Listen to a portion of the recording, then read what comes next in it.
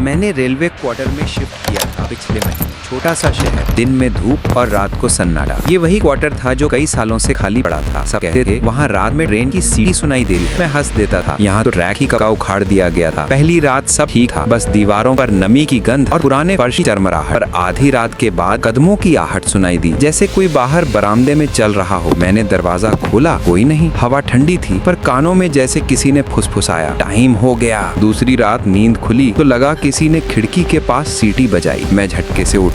बाहर अंधेरा था, मगर दूर से ट्रेन की सीटी सुनाई दी। एक लंबी टूटती आवाज जो धीरे धीरे पास आती गई। दिल जोर से धड़क रहा था।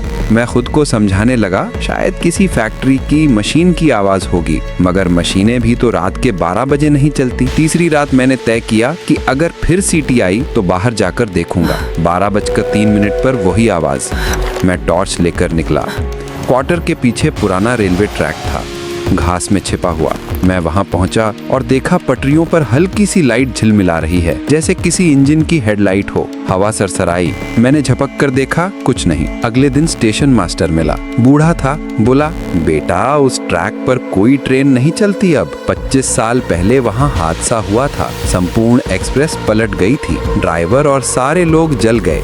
तब से रात को वही ट्रेन सीटी देती है, बस पहुंचती कभी नहीं। मैं हंस पड़ा, लेकिन उसकी आंखों में डर था। रात को लौटकर मैंने दरवाजे पर ताला लगाया, पर नींद नहीं आई। 12 बजते ही कमरे में अजीब सी ठंड घुस आई। टन। दूर घंटी सुनाई दी, जैसे स्टेशन की घंटी बजती हो।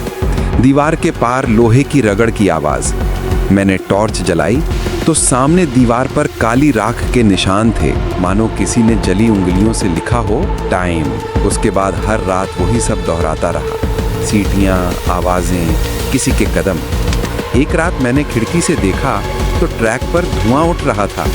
उसके बीच धुंधली ट्रेन चलती दिखी, पूरी आग में लिपटी। इंजन में बैठा कोई मुझे देख रहा था। चेहरा जला हुआ पर मुस्कान जिंदा।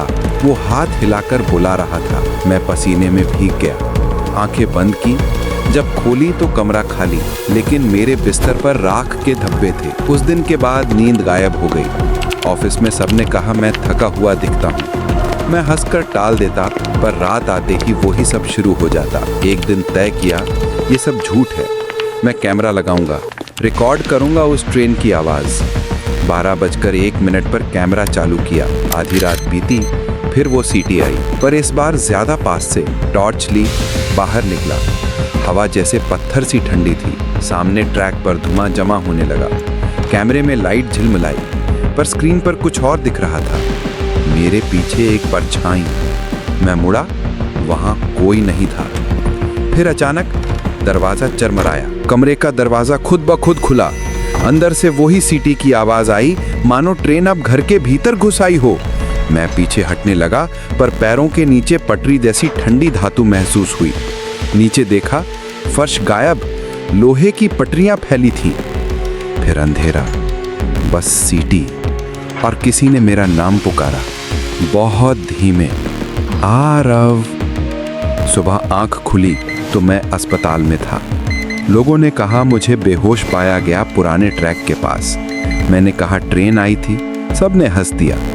पर जब मैं घर लौटा, कैमरे की फाइल खोली तो वीडियो में मैं बाहर खड़ा था, लेकिन पीछे कुछ था।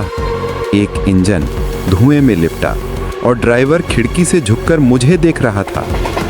उसके बाद मैंने वो क्वार्टर छोड़ दिया।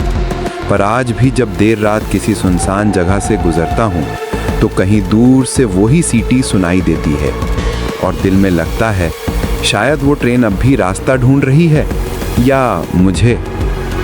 फिर सन्नाटा। ट्रेन की सीटी दूर तक गूंजती है, और फिर सन्नाटा।